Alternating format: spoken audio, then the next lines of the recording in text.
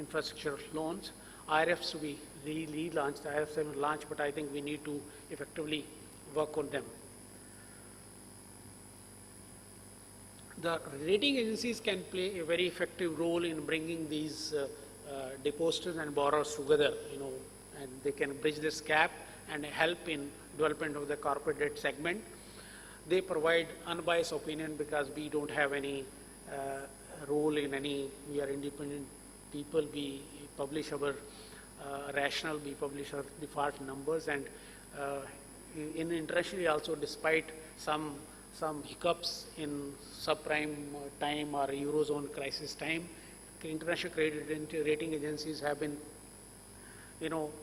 has a wide acceptance and been able to predict defaults more or less in a very, very scientific, and though there are, views on this, but I think if you look at default rate numbers of international rating agencies which have been operating for more than 100 years, it's more or less certain that they have been able to predict defaults in a much, much scientific way, and I think that goes with Indian rating agencies as well. They help maintain investor confidence despite some hiccups may come sometime, but overall, if we rate, more than 50,000 or 60,000 ratings, and even if one or two defaults happen in the system, of course it brings a very bad press, but certainly it's not that big problem as it made out to be. Enhance the ability of the borrowers and issuer to access market. The investors, the borrowers can access market, investor can have access to various, as per his risk-taking capability, whether he wants AA paper or A paper, the rating agency will provide that kind of support to him. It also lowers borrowing costs and transaction costs for our borrowers. It increases efficiency of effective, it gives you information to public at large, help develop financial markets, assist in maintaining greater transparency because we are kept informed from time to time with the current credit profile of a rating. Thank you very much, and I am open for any questions whenever you would like me to be asked. Thank you so much. Bye.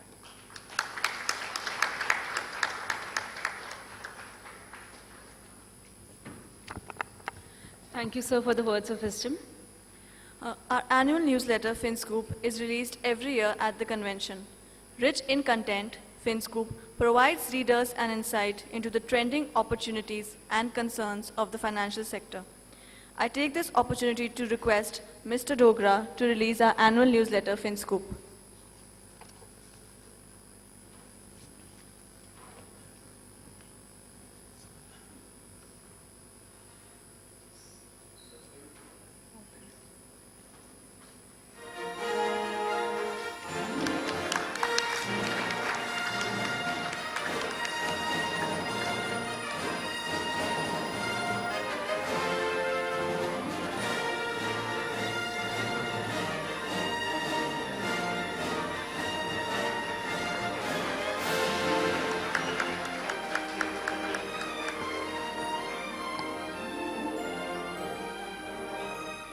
Thank you, sir. I now invite Mr. Ravi Krovi to say a few words and share his views on this occasion.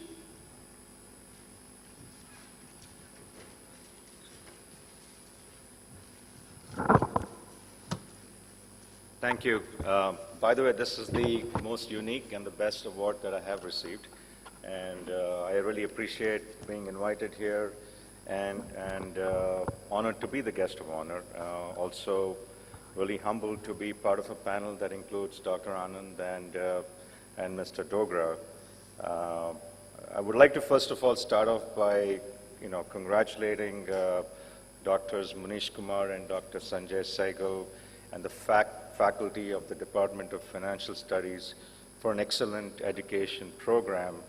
I'm really impressed with the school, its program, and as evidenced by their placement rate, as well as the accomplishments of some outstanding alumni, many of you in the audience. So congratulations to that. And we at the University of Akron, are really delighted to be an international partner with UDSC. And as the dean, we talked a lot yesterday about the kind of collaboration we'll kind of do. Looking forward to that very much. Also, my kudos to Nitin and Sunil. Congratulations on taking all the trouble, going through all the logistics to host an event like this. Please give them a big hand. And as well to all the students. Professor Kumar had asked me to talk a little bit about emerging trends in business education. And as I started thinking about this, one of the things is that this is a topic that's been of considerable interest to me, given my direct involvement in curriculum and assessment bodies in AACSP, which is our premier accreditation body. I think also having served as the chair of the Metropolitan Business Schools in the United States, and also served in the Technology Commercialization Panel in the National Science Foundation. This has been a topic which keeps bubbling up. Everybody talks about this. What should be the critical competencies that we should be teaching in business schools, including the Department of Financial Studies? The other thing I will add is that much of what I have to say really has been calibrated by conversations I've had with a lot of CEOs and senior executives. In our college at the University of Akron, we have about 270 executives who represent about 175 mid to large companies. And it's a very illustrious group, and they talk frequently about what are the kind of skill sets and competencies they're looking for as they hire students. And I'm sure it sort of connects similarly to Mr. Dogra as well. Historically, business education has its roots as a practical discipline. It was simply a way to develop trade skills, bookkeeping, understanding contract law, understanding assembly line manufacturing, and that sort of a thing.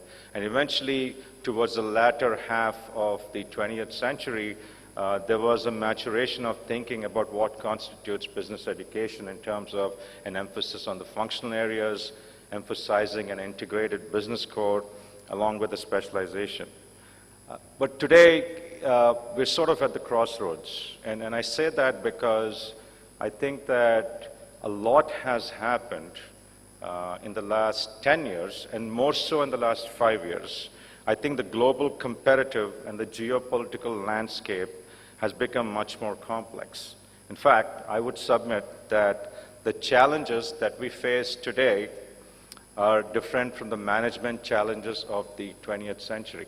And from that perspective, I think we need to think about, first of all, education in general, but also business education in particular, in a much more holistic manner. What do we need? What do we expect from our graduates? We need to rethink and reconsider how we train our future business professionals, because we're not just developing the CEOs of tomorrow, we're also developing the leaders of tomorrow. And that's essentially the premise behind my talk.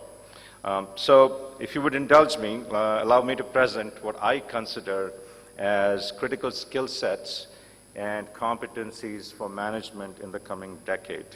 I think the most critical competency is going to be really the need to understand the interplay of a lot of the global macroeconomic forces that are currently in progress. And let me elaborate a little bit. I think if you think about global economic activity, there's been, number one, a dramatic shift in the locus and epicenter of business activity, away from Western economies to more emerging economies. We are witnessing that. It's been happening. What is fascinating is that projections are saying that more than half of the world's largest corporations, and by that I mean $1 billion in revenue or more per corporation, more than half of those companies are going to be located in these emerging economies, and notably, I think, in India and China, considering that kind of a growth rate. I think the other interesting thing is the development of rampant urbanization of cities in these emerging markets. So it's no longer just Mumbai and Shanghai, it's actually smaller cities, what I would call as satellite cities. That has also changed the dynamic. I think the other shift has been the flow of trade, which was predominantly west to east, I think is now you're seeing all kinds of patterns. You're seeing a lot of south to south type of patterns. So for example, the volume of trade between China and Africa has dramatically increased. It's actually increased 25-fold. It's close to $260 billion. And what that has done is that it's how these things work, how these systems work. What does that mean for the global economy? Those are all things that we should know and teach our students as well. Interestingly and not surprisingly, any slowdown in China, I think, will obviously impact all the African economies significantly. I mean, Angola, which does a lot of, which is a significant oil trading partner, or Zambia, where they do a lot of joint ventures in mining. The other element which I think has transformed the economy really is this whole trying to move up the value chain. A lot of companies which are primarily original equipment manufacturers or suppliers are now trying to be the major brands. And so obviously because there is significantly higher margins you would expect, as you climb up that value chain. In fact, not surprisingly, I think, by some estimates, you're going to see more and more brands from emerging economies becoming more recognizable. So if you think in terms of brand and brand loyalty. So that's the first critical competency. I think the second key competency is that we really have to teach our students to be more creative and innovative. And let me talk a little bit about that. If you think about most companies, even though the revenue projections are expected to be, well, they're always optimistic because they're a play towards the market, right? But if you actually start thinking about shrinking margins, the corporate after-tax profits are going to be much, much lower. They're actually going to decrease. The trouble is that the intensity of competition, competitiveness, has gone up dramatically. If you just look at businesses, they have become more complex. The average company, manufacturing company, the supply chain is longer. It's a lot more fragmented. There's several product lines. There's several suppliers. In some cases, they're so long that you don't even know who the supplier is, as was the case with a Walmart, where they ended up having the problem with the textile factory in Bangladesh, and that came back to hurt their brand. So that clearly is a big, big element. I think the other thing which is really making things more competitive and complicated is the emergence of different kinds of business models. So I think technology is a real disruptor from that perspective. We were talking earlier, we had a conversation about Uber. Nobody thought about Uber as a business model. That has completely changed the dynamic. And I think the business about Amazon.com, Alibaba.com, which are now digital platforms, and they're launching pads for several small other companies. So in other words, great product performance is simply not enough. We have to come up with something new on a constant basis to stay competitive, and which means that we, as educators, have to teach our students to come up with this sort of innovation and creativity. There's constant pressure to come up with new products, making a product simpler to use, coming up with a process which increases your margin, and so on and so on and so on. So this ability to think creatively, come up with innovative ideas, but also being able to take these ideas to market requires an entrepreneurial mindset. I would call that as something which is very critical as the next critical competency, being creative, innovative, and having the entrepreneurial mindset. I think the third element, which is changing quite a bit, quite dramatically, is demographics of the world global workforce.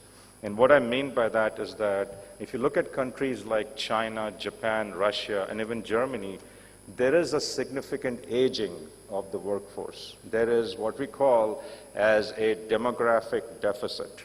And what this does is that it'll put significant pressure on these economies from a talent perspective for staff in factories, technical centers, and so on. More importantly, this will also put a significant strain on the governments of these countries. They'll have trouble financing welfare systems, because for having a good pension and a welfare system, you need a good balance between your aging population and your young population. And for a growing economy, you need younger people so they can actually pay into the pension system. And that's not happening, which is why you see Germany being so willing to accept refugees, because I think it really helps them from that perspective. I think the other element is that workforce itself is becoming much more diverse. And you know, if you look at the United States, you're seeing more Hispanic American workers, you're seeing more Asian American workers, and that diversity, and likewise, I think you'll see in European Union countries more, as a result of the migrant refugees, you're going to see more diversity. So key challenge is really going to be the ability to manage and deal with a multicultural global workforce. I think that's going to be a very critical competency, which again, we have to teach our students.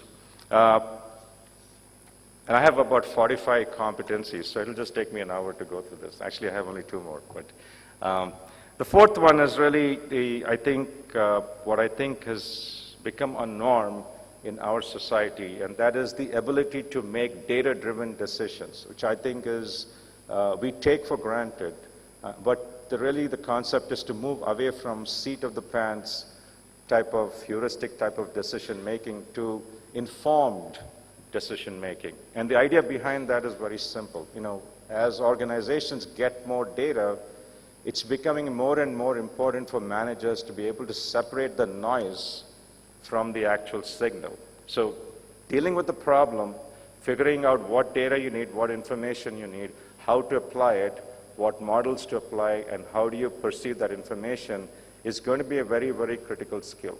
You know, and this process is very iterative. In other words, it requires you to be able to drill down, look at a problem, understand what data you need, analyze, and then go back and reanalyze. That's that issue of that analytic skill set is not so common. I think that's something which needs to be taught. It comes through experience. And at the end of the day, it's not so much the data scientists who are in demand. I think it's going to be these quantitative business analysts who are going to be very heavily in demand. And it sort of points to a larger issue, and that is how can we develop critical thinking skill sets in our students. And we were talking about this also in an earlier conversation. And my last critical competency in my mind is, which I think is the most important, is leadership. I mean, I think we need to teach students to be leaders so that they have the ability to understand the world around them. They have the ability to be able to connect the dots. They have the ability to resource these problems and be able to collaborate and mobilize resources and finally execute on different levels. And we need leaders not just for businesses, but also to address some of the much more complex global challenges, which requires a lot more leadership and political will. We cannot not worry about the refugees. We cannot not worry about global warming. We cannot not worry about disease control, and we cannot not worry about the 10% of the world's population which does not have access to clean drinking water. I mean, these are things which are fundamental problems which if we don't address, that's going to be the biggest obstacle to our growth rate, whether it's in India or China or whatever country. And so I think that fundamentally has to be very important. So, you know, I think that in conclusion, I'll say that the dynamics of competing successfully have changed significantly. You know, I've proposed 5 competencies, and I think this is more from my reflection, my conversations with CEOs, and my experience. But those 5, this business about understanding the global macro, interplay of global macroeconomic forces, the notion that you have to be creative and innovative and have an entrepreneurial mindset, the idea that you have to be analytically savvy, be able to deal with a diverse workforce population, and leadership, they're all critical skill sets. At the end of the day, I think what's important for us is to recognize is that this is just not a problem for universities, Dean, you know, Dr. Kumar, Dr. Saigal, or even me. I think it's a problem for all of us. I think it's a problem for the businesses that hire our students. It's a problem for the universities, but it's also a problem for the government. I think you want to think in terms of policies, because collectively we're all after the same thing. And we want, that is, we want to develop the next generation of business leaders. Thank you for listening, and thank you for your patience.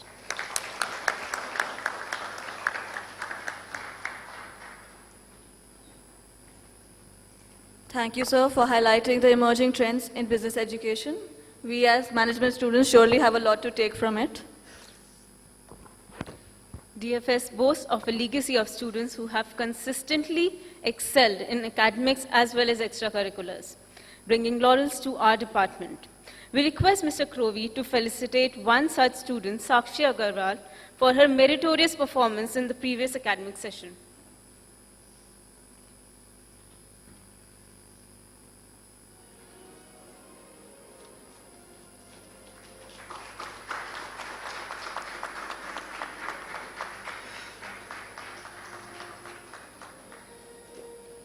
Thank you, sir. I now request Professor Munish Kumar, our head of department, to felicitate Dr. Anand with a memento as a token of our gratitude.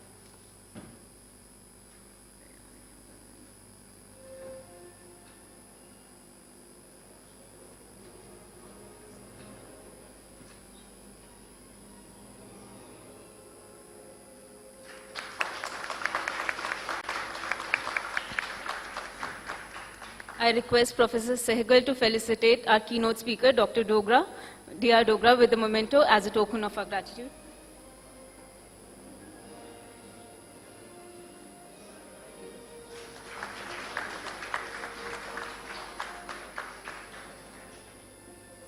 I request Professor Munish Kumar to felicitate Mr. Ravi Crovey with a memento.